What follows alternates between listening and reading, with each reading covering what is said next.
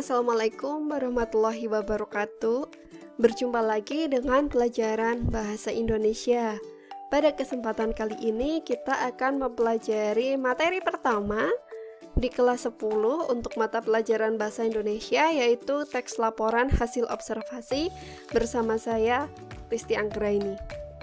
Mari kita mulai dengan mengetahui terlebih dahulu apa manfaat mempelajari teks laporan hasil observasi. Yang pertama, teks laporan hasil observasi dapat menambah wawasan dan pengetahuan kita terhadap sesuatu. Yang kedua, melatih berpikir kritis dan kreatif. Yang ketiga, melatih kalian dalam memahami berbagai jenis teks.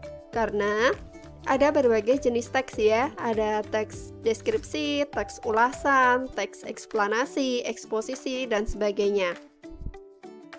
Nah, apakah kalian pernah melakukan observasi? Biasanya observasi itu erat kaitannya dengan mata pelajaran IPA saat guru kalian meminta kalian untuk mengamati tumbuhan, jenis daun, atau jenis umbi-umbian. Atau mungkin kalian justru pernah melakukan observasi dengan mengamati lingkungan kalian sendiri. Nah, itu nanti fakta-fakta yang kalian dapatkan ketika melakukan observasi dapat disusun menjadi sebuah teks yang disebut dengan teks laporan hasil observasi. Mari kita ketahui dulu apa itu teks laporan hasil observasi. Observasi merupakan teknik pengumpulan data di mana peneliti melakukan pengamatan secara langsung ke objek penelitian untuk melihat dari dekat kegiatan yang dilakukan. Nah, kita simpulkan, jadi teks laporan hasil observasi ini adalah teks yang berisi informasi berupa fakta yang diperoleh dari sebuah penelitian atau observasi. Biasanya kalau kalian selesai melakukan observasi, kalian diminta untuk membuat laporan, dan laporannya itu kan biasanya berbentuk seperti laporan yang sistematikanya ilmiah ya. Tetapi di sini kalian bisa membentuknya menjadi sebuah teks, sebuah bacaan. Nah, fungsi fakta dalam teks laporan hasil observasi adalah sebagai data-data pendukung yang mendeskripsikan objek secara umum. Jadi apa yang kalian paparkan di dalam teks laporan hasil observasi merupakan fakta hasil pengamatan terhadap sesuatu. Begitu. Mari kita pelajari ciri teks laporan hasil observasi. Yang pertama, berisi fakta.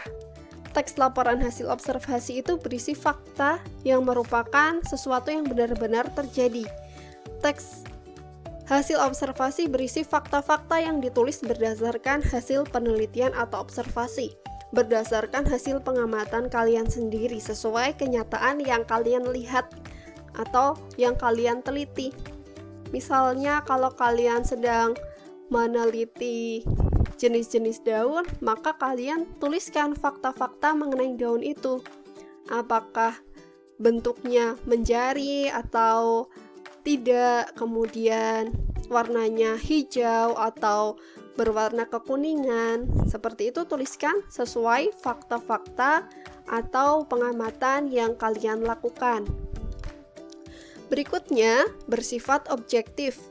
Teks laporan hasil observasi ini sifatnya objektif, artinya menyatakan keadaan yang sebenarnya, tidak dipengaruhi pendapat atau pandangan pribadi penulisnya.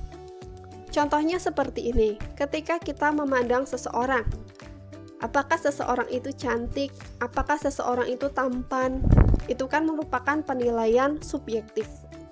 Pendapat tiap orang terhadap objek itu berbeda-beda.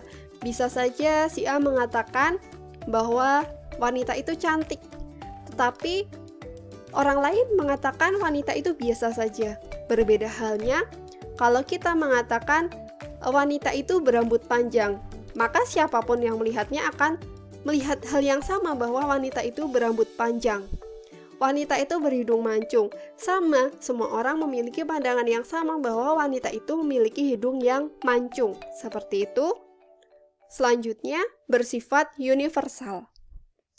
Teks laporan hasil observasi ini sifatnya universal, artinya fakta-fakta yang disajikan bersifat umum dan dipahami oleh semua orang. Maksudnya, fakta-faktanya itu disajikan sifatnya umum, tidak disajikan untuk kelompok masyarakat tertentu saja dan dapat dipahami oleh semua orang. Karena bahasanya juga menggunakan bahasa baku, jadi semua orang bisa memahami dengan mudah. Yang keempat yaitu lengkap sesuai dengan jangkauan atau batasannya. Teks laporan hasil observasi disajikan secara lengkap, akan tetapi dibatasi oleh definisi objek yang disampaikan pada bagian awal teks, sehingga deskripsi bagian dari objek yang dilaporkan akan terfokus. Seperti ini, teks laporan hasil observasi itu pada bagian awalnya pasti menyatakan definisinya dulu. Kalau membahas tentang hujan, maka definisi awal atau paragraf pertama menyatakan pengertian hujan, penjelasan hujan secara umum. Baru nanti di deskripsi bagian akan menjelaskan bagian-bagian dari hujan. Meskipun hujan itu nantinya memiliki efek. Jika hujan terlalu lebat, maka dia dapat mengakibatkan banjir. Jangan sampai ketika pembahasan itu kita justru terpeleset membahas tentang banjir. Akibatnya pembahasan kita tidak akan terfokus pada hujan, malah justru berbelok membahas tentang banjir. Seperti itu contohnya. Selanjutnya, saling berkaitan dengan hubungan berjenjang antara kelas dan subkelas yang terdapat di dalamnya. Teks laporan hasil observasi ini juga disebut teks klasifikasi karena isinya itu mengenai klasifikasi sesuatu berdasarkan kriteria tertentu. Berikutnya, teks laporan sering dimulai dengan kalimat definisi tentang penggolongan atau klasifikasi. Jadi sebelum memulai membahas bagian-bagian di dalam teks laporan hasil observasi, biasanya penulis terlebih dahulu memaparkan definisi atau kalimat yang memberikan pengetahuan umum terlebih dahulu kepada pembaca. Selanjutnya memiliki struktur pernyataan umum, deskripsi bagian, dan deskripsi manfaat. Nah, ini menjadi ciri khas teks laporan hasil observasi, yaitu strukturnya terdiri dari pernyataan umum, deskripsi bagian, dan deskripsi manfaat. Nah, mari kita perdalam mengenai teks laporan hasil observasi ini.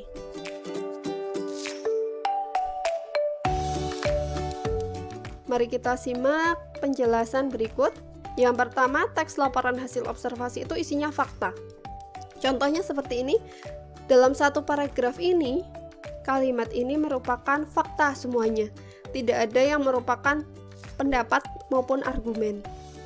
Contoh sampah anorganik adalah tidak mudah membusuk seperti plastik, kayu, kaca, kaleng, dan sebagainya. Ini kan fakta ya. Sampah anorganik didaur ulang oleh industri rumahan, kemudian berdasarkan bentuknya dapat dibedakan menjadi sampah padat, cair, alam, konsumsi manusia, dan radioaktif. Semuanya kalimat fakta. Berikutnya, bersifat objektif. Menyatakan keadaan yang sebenarnya. Tidak dipengaruhi pendapat atau pandangan pribadi. Seperti penjelasan mengenai arthropoda. Adalah film yang anggotanya hewan yang kakinya berruas-ruas atau berbuku-buku. Jadi ketika si pengamat ini mengamati arthropoda, dia melihat kakinya berruas-ruas atau berbuku-buku, maka dia tuliskan sesuai apa yang dia amati, yaitu kakinya berruas-ruas atau berbuku-buku. Kemudian dia mengamati lagi, ternyata dibagi menjadi 4 kelas. Dia amati lagi, kupu-kupu itu ternyata masuk ke dalam kelas insekta. Nah, dia menuliskan berdasarkan apa yang dia lihat. diamati. Selanjutnya bersifat universal, artinya fakta-fakta yang disajikan sifatnya umum dan dipahami oleh semua orang.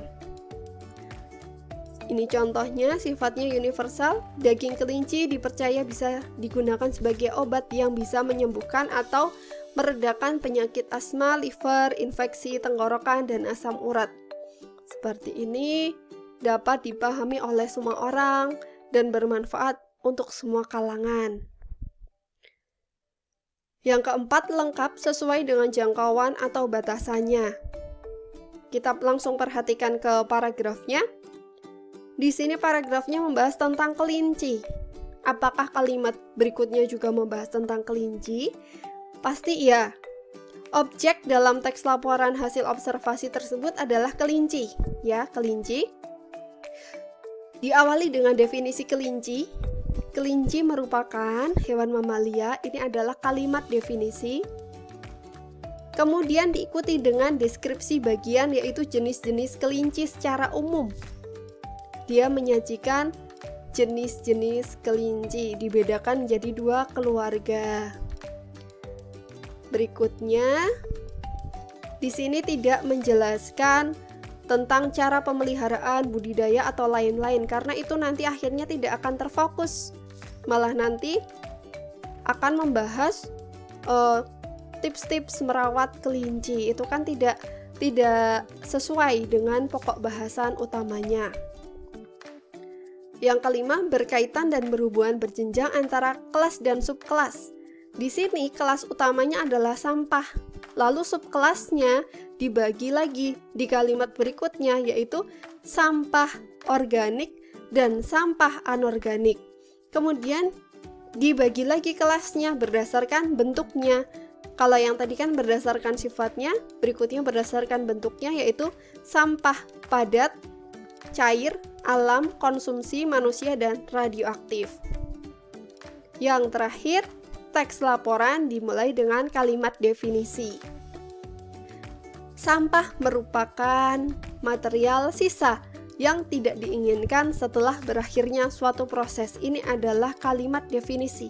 Definisi dari sampah. Kalau membahas tentang kelinci, seperti tadi, kelinci merupakan, ya, ini kelinci yang merupakan, tergantung pada pokok bahasanya. Kalau membahas tentang hujan, maka memberikan definisi tentang hujan terlebih dahulu untuk memberikan pengetahuan kepada pembaca. Nah, demikian tadi pembahasan mengenai ciri-ciri laporan hasil observasi. Berikutnya, nanti kita akan membahas mengenai struktur teks laporan hasil observasi. Untuk materi kali ini cukup sekian.